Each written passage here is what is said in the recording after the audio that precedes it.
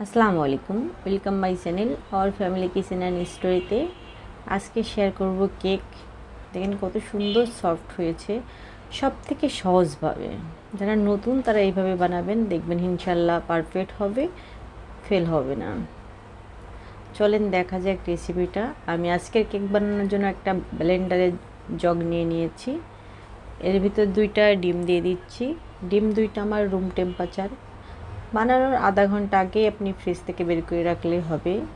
আর এর ভিতর দিয়ে দিচ্ছি 1/4 কাপ চিনি, 1/3 কাপ দিয়েছি তেল, আর দিব আধা চামচ ভ্যানিলা এসেন্স, আর খুবই সামান্য দিচ্ছি লবণ। লবণ যারা দিতে চান দিবেন, না দিলে স্কিপ করবেন, সমস্যা নাই। দিয়ে আমি এখন ব্লেন্ড করে নিব, যাতে চিনিটা গলে যায়, খেয়াল রাখতে হবে, নাহলে কিন্তু ফুলে যেয়ে চুপসে যাবে। যারা নতুন তারা এইভাবে বানাবেন, দেখবেন মিস হবে না ইনশাল্লাহ।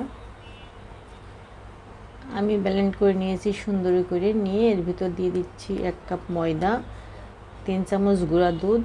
গুঁড়া দুধটা আপনি যতটা ব্যবহার করবেন ততটাই খেতে বেশি স্বাদ হয়, না থাকলে না দিলেও সমস্যা নাই।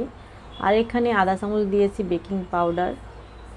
দিয়ে আমি টেলে নিচ্ছি, তাহলে কেকটা সুন্দর হবে, সফট, আর ভিতরে দানা দানা থাকার কিন্তু চান্স থাকবে না।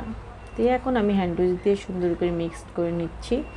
এইভাবে যারা নতুন কিংবা হতে চায় না, কেকটা ফুলতে চায় না, তারা এইভাবে বানাবেন, দেখবেন ইনশাল্লাহ অনেক সুন্দর কেক হবে, কোনো ঝামেলাবিহীন যেটাকে বলা হয়।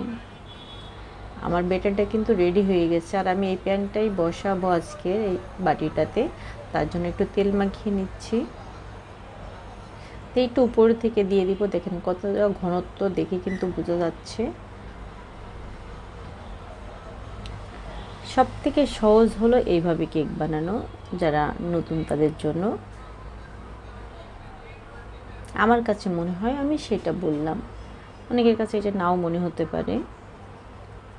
আমি একটু কাঠি দিয়ে নাড়া দিয়ে ঝাঁকা দিয়ে নিলাম, তাহলে পিম্পল থাকলে ঠিক হয়ে যাবে। আর আগে থেকে চুলায় কিন্তু আমি পাতিল দিয়ে রাখছি একটা স্ট্যান্ড দিয়ে গরম করে নিয়েছি। নিয়ে একবারে মিডিয়াম থেকে আরও একটু লোতে রেখেছি চুলার জালটা।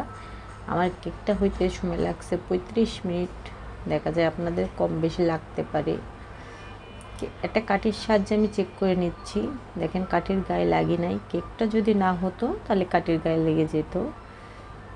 দেন মাশাল্লাহ অনেক সুন্দর হয়েছে কিন্তু। আমি কেকটা এখন ছাড়িয়ে নিচ্ছি। দেখেন কত সুন্দর মাশাল্লাহ। আর ভিডিওটা যদি ভালো লেগে থাকে, চ্যানেলটা প্লিজ সাবস্ক্রাইব করে পাশে থাকবেন। আর কেমন হলো অবশ্যই কমেন্ট করে জানাবেন।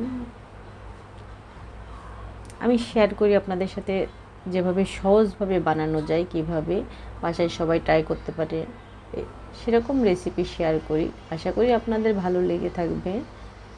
দেখেন কত সুন্দর হয়েছে, একবারে দোকানের মতো। সবাই ভালো থাকবেন। আজকে এই পর্যন্ত। আবার নতুন কোনো ভিডিও নিয়ে আপনাদের মাঝে হাজির হব। আল্লাহ হাফিজ, আসসালামু আলাইকুম।